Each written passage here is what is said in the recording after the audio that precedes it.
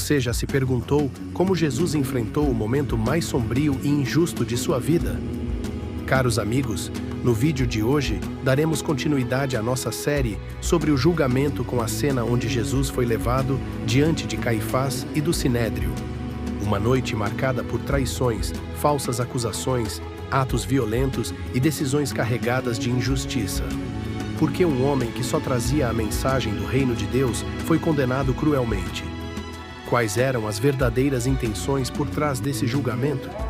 Prepare-se para conhecer detalhes que podem passar despercebidos, mas que revelam segredos nesse tema bíblico.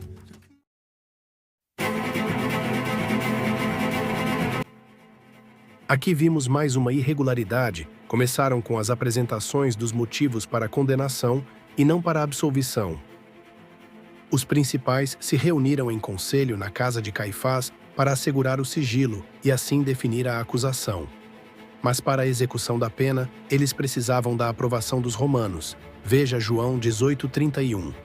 Para que assim parecesse que a sentença fosse decisão do governo romano. Nessa briga de poder, ambos se preocupavam mais nas suas ambições políticas do que realmente nos interesses do povo. Estavam dispostos a eliminar qualquer oposição que os ameaçasse suas posições e benesses. Embora eles fossem religiosos, eles se tornaram ímpios. Mergulhado na corrupção, tornaram insensíveis às revelações de Deus, não reconhecendo Jesus como o Messias apontado pelas Escrituras. Verso 58, a Bíblia diz que Pedro seguiu Jesus de longe. Devido ao frio da noite, Pedro senta entre os criados para ver o fim. Enquanto lá dentro, Jesus era interrogado e muitas falsas testemunhas eram apresentadas, veja a fala de Jesus. Eu posso derrubar o templo de Deus e reedificá-lo em 3 dias. Foi instigada para Jesus responder.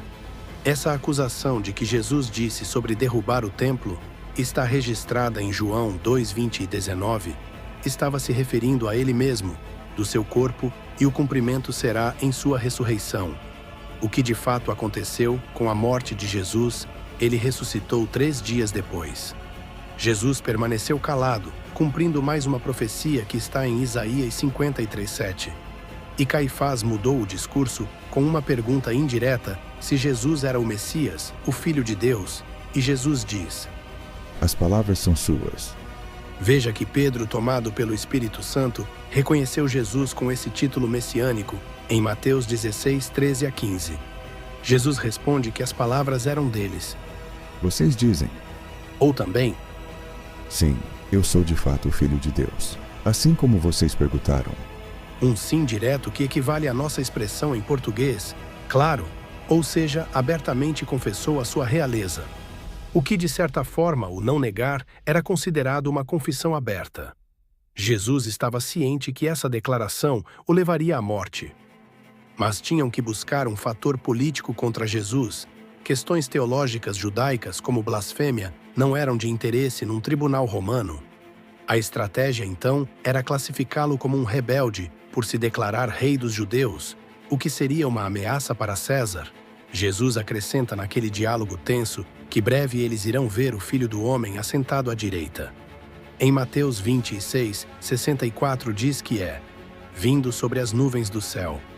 Outro título messiânico da profecia de Daniel 7:13, Jesus quis dizer que eles o verão cumprindo essa profecia.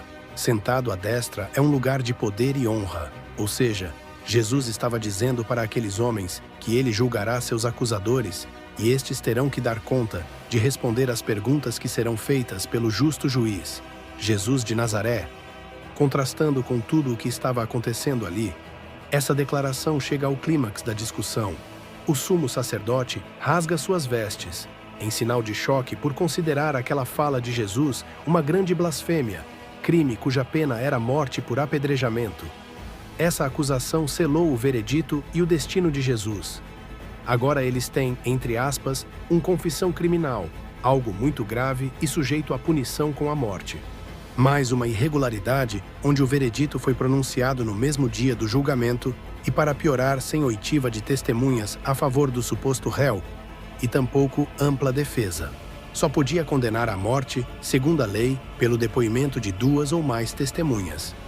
Logo após, Jesus sofre momentos de torturas. Escarnecido, Salmo 22, 7 a 8.